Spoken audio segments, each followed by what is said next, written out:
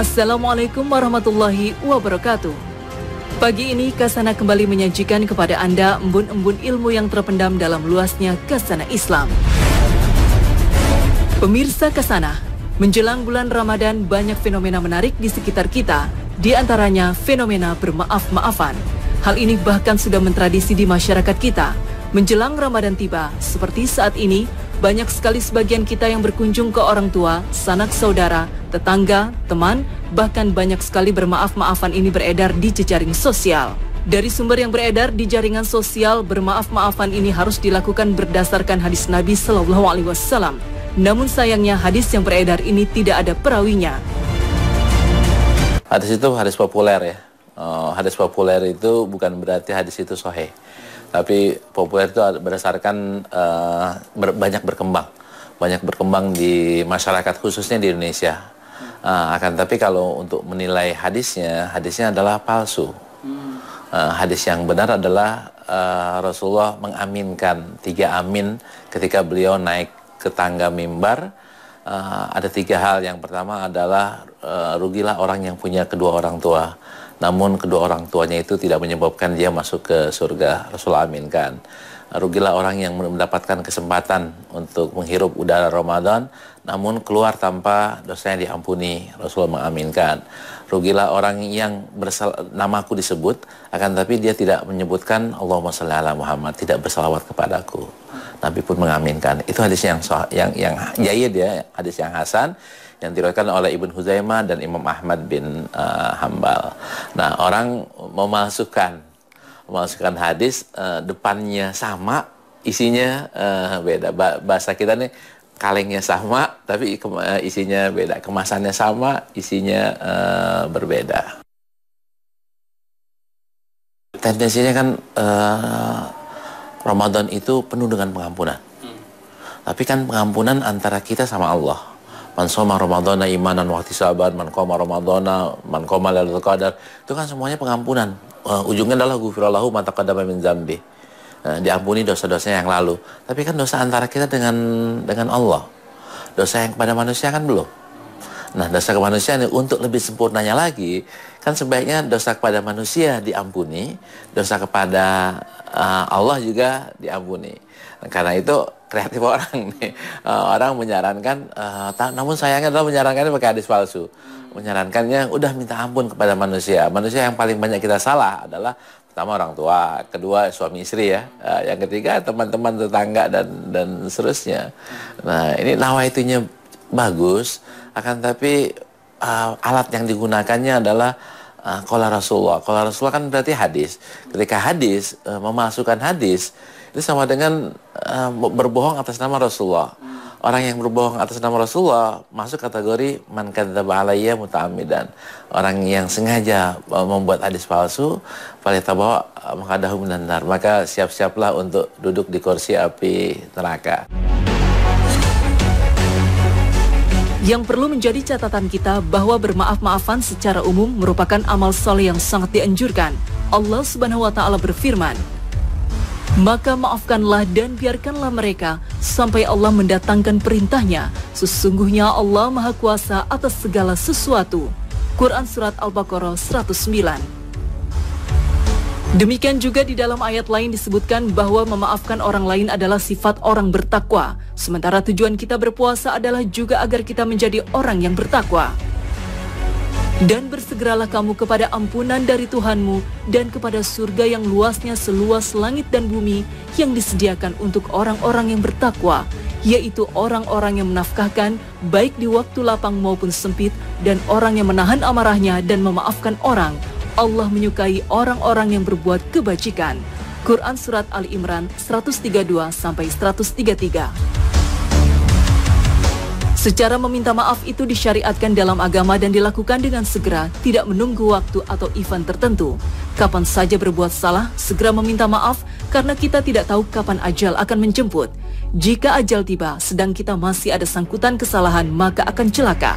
Rasulullah SAW bersabda, orang yang pernah menzalimi saudaranya dalam hal apapun, maka hari ini ia wajib meminta perbuatannya tersebut dihalalkan oleh saudaranya sebelum datang hari di mana tidak ada dinar dan dirham, karena jika orang tersebut memiliki amal soleh, amalnya tersebut akan dikurangi untuk melunasi kezalimannya.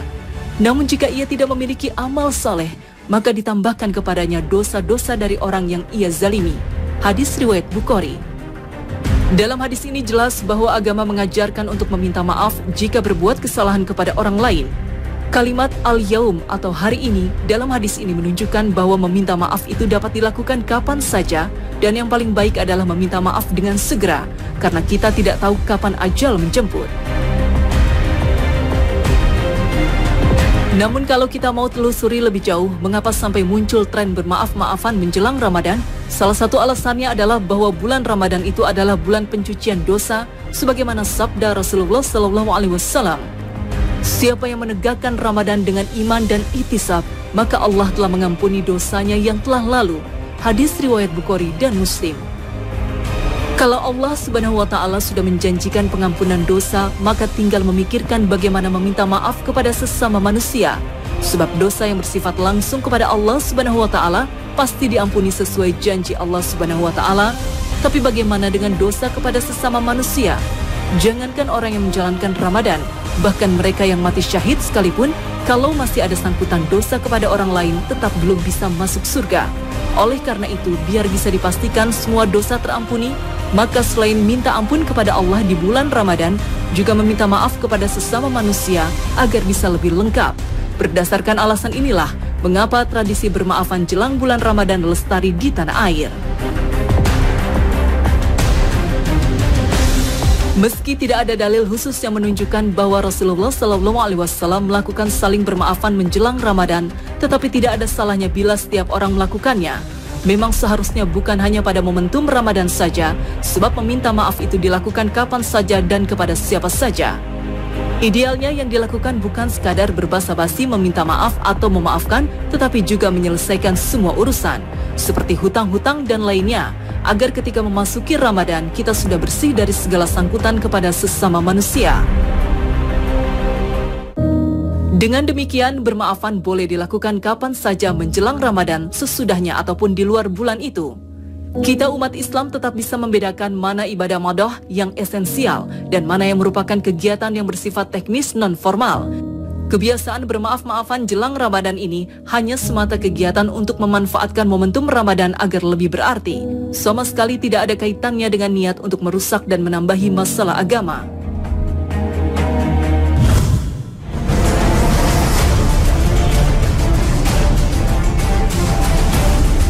Pemirsa Kasanah, selain bermaafan sudah menjadi kebiasaan masyarakat kita setiap menjelang datangnya bulan Ramadan, banyak lokasi kuburan umum yang dipadati peziarah.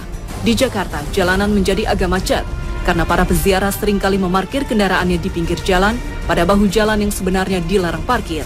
Maka ramailah tukang-tukang parkir liar sibuk dengan pekerjaan kegiatannya. Begitu juga dengan tukang kembang, mereka menangguk rezeki yang musimnya hanya setahun sekali ini. Mereka sibuk berjualan bunga, air mawar, dan berbagai macam aksesoris urusan berziarah ke kuburan. Fenomena ini kalau kita perhatikan nyaris menjadi sebuah tradisi tahunan, khususnya menjelang datangnya bulan Ramadan dan ditambah dengan Hari Raya Idul Fitri. Dalam syariat agama, perintah secara khusus untuk berziarah kubur menjelang bulan Ramadan sebenarnya nyaris tidak ada dalil yang bersifat eksplisit sehingga hukumnya tidak secara khusus disunahkan, apalagi diwajibkan. Pada awalnya ziarah kubur memang diharamkan. Alasannya saat itu para sahabat masih belum terbiasa untuk berziarah kubur tanpa melakukan kemusyrikan. Mengingat sebelum memeluk Islam, orang-orang Arab sudah terbiasa mengagungkan kuburan, meminta dan berdoa, serta memberikan berbagai persembahan kepada ruh yang ada di dalam kubur. Sehingga Rasulullah SAW melihat sebaiknya ziarah kubur itu dilarang terlebih dahulu. Setelah bertahun-tahun berjalan dan kedalaman iman dan akidah para sahabat dianggap telah kokoh dan mantap, tanpa ada risiko jatuh kepada jenis-jenis kesyirikan dalam kubur, akhirnya kemudian ziarah kubur itu dibolehkan kembali. Beliau dalam hal ini bersabda, "Dahulu aku pernah melarang kalian untuk berziarah kubur, namun sekarang berziarahlah." Hadis riwayat Muslim. Dengan demikian, dalam syariat agama, ziarah kubur adalah amalan yang dianjurkan dan bersifat umum, tidak ada ketentuan waktunya kapan. Maka ziarah kubur jelang bulan Ramadan termasuk dalam keumuman hukum ini. Artinya, jikapun kita tidak ziarah kubur menjelang bulan Ramadan, sebenarnya kita tidak melanggar ketentuan apapun, kecuali sekadar jadi agak berbeda dengan kebiasaan masyarakat di tempat kita tinggal. Perlu dipahami, setidaknya ada dua tujuan utama kenapa kita dianjurkan berziarah kubur. Selain karena memang ada perintah langsung dari Rasulullah SAW, tujuan berziarah yang pertama untuk melembutkan hati dan mengingatkan kematian, dan yang kedua bertujuan untuk mendoakan mayit. Dengan begitu, ziarah kubur adalah bagian dari syariat Islam yang diperintahkan dengan sah dalam kapasitas ibadah sunnah, yang diantara tujuannya sebagaimana dijelaskan di dalam riwayat dari Al-Hakim, hikmahnya adalah agar peziarah dapat melembutkan hati, berlinang air mata, serta mengingatkan akan kematian dan hari akhir. Tujuan inilah yang disampaikan Nabi SAW. Dahulu aku pernah melarang kalian untuk berziarah kubur, namun sekarang ketahuilah, hendaknya kalian berziarah kubur, karena ia dapat melembutkan hati, membuat air mata berlinang, dan mengingatkan kalian akan akhirat, namun jangan kalian mengatakan perkataan yang tidak layak, qaulul huzur. Hadis riwayat Al-Hakim. Dengan demikian, tema utama ziarah kubur adalah ingat mati, bersedih demi melembutkan hati yang keras. Al-Munawi menegaskan bahwa tidak ada obat yang paling bermanfaat bagi hati yang kelam, kecuali berziarah kubur. Dengan berziarah kubur, lalu mengingat kematian, akan menghalangi seseorang dari maksiat, melembutkan hatinya yang kelam, mengusir kesenangan terhadap dunia, membuat musibah yang kita alami terasa ringan. Ziarah kubur itu sangat dahsyat pengaruhnya untuk mencegah hitamnya hati dan mengubur sebab-sebab datangnya dosa. Tidak ada amalan yang sedahsyat ini pengaruhnya. Oleh karena itu, kalau direnungkan adalah kurang tepat bila ziarah kubur ini dilakukan di hari-hari yang bahagia, seperti Hari Raya Idul Fitri. Bukan tidak boleh atau haram, tetapi tema ziarah kubur pada dasarnya adalah tema kesedihan. Sedangkan hari raya bertema kegembiraan, bahkan orang yang berpuasa saja dilarang di hari raya Idul Fitri. Maka kalau di hari itu justru kita datang ke kuburan, ada yang agak terasa janggal, kurang tepat dengan temanya. Selain untuk mengingat mati, ziarah kubur tentu saja bermanfaat untuk kebaikan yang menghuni kubur. Sebab Rasulullah SAW telah mengajarkan kita untuk mendoakan orang yang di dalam kubur, mulai dari salam ketika datang, hingga memohonkan ampunan kepada Allah atas dosa-dosanya, serta mendoakan kebaikan-kebaikan. Bagaimana cara mengucapkan salam saat datang ke pekuburan?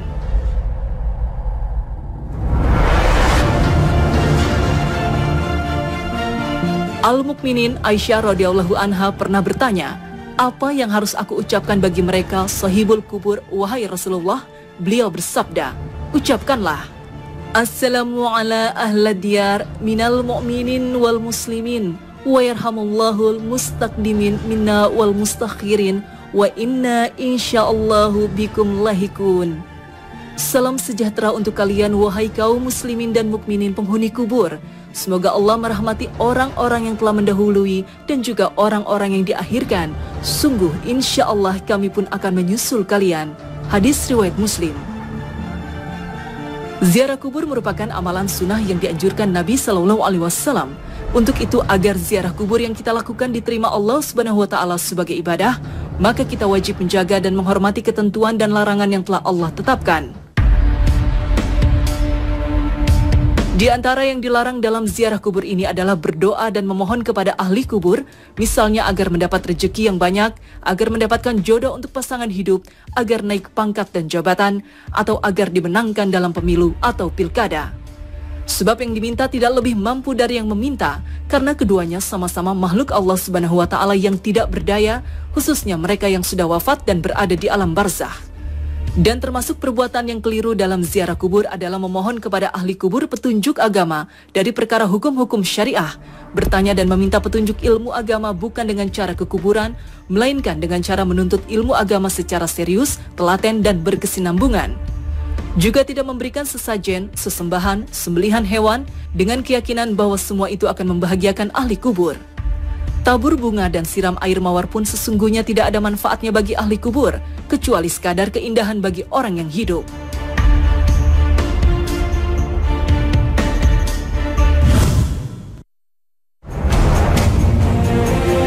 Pemirsa Kasana, tak lama lagi bulan suci Ramadan tiba. Kaum muslim menyambutnya dengan sukacita karena keutamaan yang sangat istimewa di bulan suci ini. Fenomena yang menarik di bulan Ramadan adalah anak-anak juga ikut berpuasa. Bagi yang belum mampu, para orang tua melatihnya dengan puasa setengah hari. Ada yang sampai asyar, bahkan tidak sedikit anak-anak yang berpuasa full sampai maghrib. Pertanyaannya, anak-anak kecil yang belum mumayyiz atau belum dewasa tentunya belum dibebani syariat agama. Tapi jika pun berpuasa full layaknya orang dewasa, apakah puasanya berpahala? Terkait dengan pahala puasa anak kecil, ketika sudah berusia 7 tahun, hukumnya sama dengan hukum sholat. Dalam hal ini Nabi SAW bersabda, "Perintahkanlah anak kalian untuk sholat ketika berusia 7 tahun dan pukul mereka jika menolak sholat ketika berusia 10 tahun." Hadis riwayat Abu Daud dinilai sahih oleh Al-Albani. Jumhur ulama berpendapat bahwa pahala ibadah seorang anak adalah miliknya. Imam Al-Qarafi menjelaskan bahwa anak kecil dianjurkan melakukan amalan sunnah dan dia mendapatkan pahala dari amalan sunnah yang dia kerjakan. Ada yang mengatakan dia tidak mendapatkan pahala dan tidak dianjurkan untuk melakukan amalan sunnah maupun yang lainnya. Namun yang diperintahkan adalah walinya orang tua atau orang yang merawatnya yang telah memerintahkan si anak untuk beribadah dalam rangka mendidik. Sebagaimana hukum melatih binatang tunggangan untuk perang. Hal ini berdasarkan hadis, pena catatan amal diangkat dari 3 orang, salah satunya adalah anak kecil sampai balik. Ibnu Rushd mengatakan, sesungguhnya bagi anak kecil, perbuatan dosanya tidak dicatat dan perbuatan baiknya dicatat, menurut pendapat yang lebih kuat. Dalam At-Tamhid, Ibnu Abdil Bar membawakan riwayat dari Abul Aliyah, dari Umar bin Khattab radhiyallahu anhu, bahwa beliau mengatakan, perbuatan baik anak kecil dicatat dan perbuatan dosanya tidak dicatat. Oleh karena itu, bagi orang tua hendaknya membiasakan anak-anaknya yang belum dewasa untuk melatih ibadah wajib, termasuk ibadah puasa. Jika anak kecil ibadahnya berpahala, apakah orang tuanya yang menyebabkan si anak melakukan ibadah wajib itu juga mendapatkan pahala? Pemirsa, jangan kemana-mana, Kasanah akan segera kembali sesaat lagi. ثم سواه ونفخ فيه من روحه وجعل لكم السمع والأبصار والأفئدة قليلا ما تشكرون